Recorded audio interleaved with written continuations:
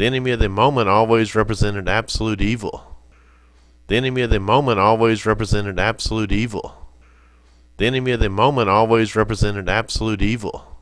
From Orwell's 1984, On Perpetual War. The quote is as follows.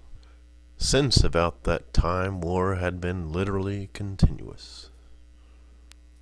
Though, strictly speaking, it had not always been the same war. For several months during his childhood, there had been confused street fighting in London itself, some of which he remembered vividly. But to trace out the history of the whole period, to say who was fighting whom at any given moment, would have been utterly impossible, since no written record and no spoken word ever made mention of any other alignment than the existing one.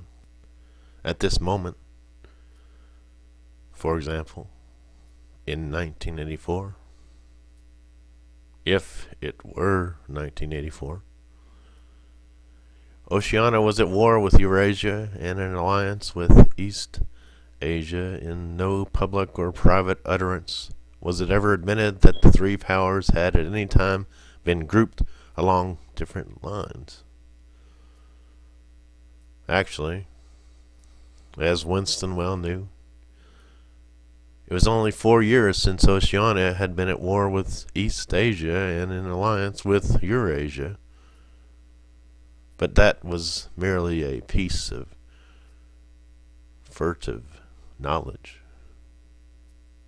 which he happened to possess because his memory was not satisfactorily under control.